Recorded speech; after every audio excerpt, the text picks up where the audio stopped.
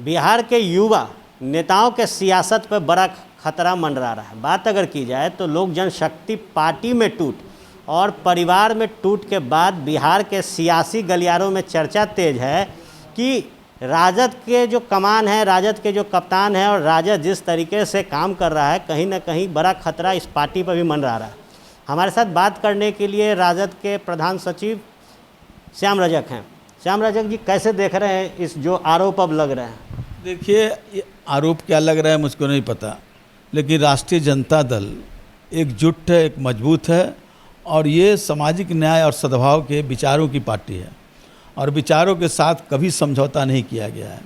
हमारे आदरणीय नेता लालू यादव जी और हमारे युवा नेता और जो प्रतिपक्ष के नेता श्री तेजस्वी यादव जी के, अगर लालू यादव के भी इतिहास को देखेंगे तो लाख झंझावात आया, अपने विचारों के साथ कोई समझौता नहीं किया। इसलिए और जो इनके साथ हैं, हम लोग जितने लोग हैं, चाहे वो एमएलए हों, एमपी हों या कार्यकर्ता हों, वो जहाँ हैं वहाँ एकजुटता के साथ अपने विचारों के लिए प्रतिबद्ध हैं।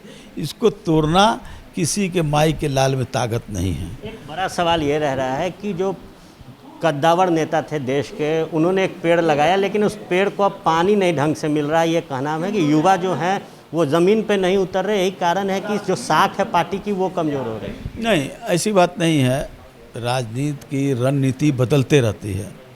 अब युवाओं में जो हैं वो अपनी रणनीति के अनुसार काम कर रहे हैं, लेकिन अपने विचारों के साथ कोई समझौता न करते हुए अपने विचारों के प्रति प्रतिबद्धता के साथ अपनी रणनीति के अनुसार वो लड़ रहे हैं और उसका फलाफल आप देखे हैं कि किस तरह से विगत चुनाव में भी इन युवाओं की ही स्थिति सबसे अच्छी रही है। अलग है कि साजिश कर करके और उनको पीछे करने का काम किया गया। ये तो विश्व का और देश का राजनीति का एक इतिहास है कि जो पहला था मधु कोड़ा, जो अकेले थे जो मुख्यमंत्री बन गए। आज दूसरा इतिहास लिखा जाएगा नीतीश कुमार जी को, जो तीसरी पार्टी थी वो हो गए मुख्यमंत्री और पहली पार्टी विपक्ष में बैठी हुई है, दूसरी पार्टी उनका जो कहा जाए कि पालकी ढोने का काम कर रहे हैं। तो ये तो राजनीति का साजिश करता है, लोगों की साजिश रहती है, लेकिन ये सब लंबा चलने वाला नहीं है और ये लाख साजिश कर रहे हैं, लाख कोशिश कर रहे हैं। स्टेपनी ही होता है, स्टेपनी कभी मूल धारा में नहीं चल सकता। बड़ा सवाल ये है कि बात अगर की जाए क्षेत्रीय दलों की, और उत्तर प्रदेश बिहार बड़ा ही महत्व रखता है बिहार देश के सियासत के लिए। कमान बदली उत्तर प्रदेश में, कमान बदला बिहार में, लोजपा जिस कगार पे खड़ा है, तो कई जो सीनियर लीडर हैं उन्होंने नाराज़गी जताई है कि युवा के साथ चलने में दिक्कत हो रही है। राजद पर भी ये सवाल लागू हो रहा है क्या? देखिए, जहाँ तक लोजपा का बात है, आप लोगों ने भी समीक्षा किया होगा, सर्वे किया होगा बिहार के कई इलाकों में जाकर। जो उनके अनुयायी रहे हैं, जो उनका वोटर रहा है, वो आज भी चिराग पासवान के साथ है। लाख कोशिश कर लें, लाख षड्यंत्र कर लें, लेकिन वो षड्यंत्र सफल नहीं होगा।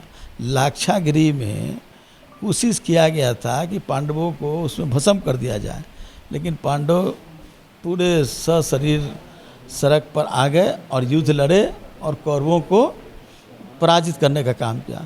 तो लाक्षागिरी आप कितनों बना लें, कुछ होने जाने वाला नहीं है, क्योंकि सत्य की जीत होती है।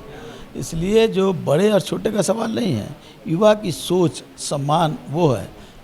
चिराग पासवान ने अपने चाचा के प्रति जो सम्मान दिया, अब चाचा ने किस तरह धोखा दिया, ये उन लोग का मामला है।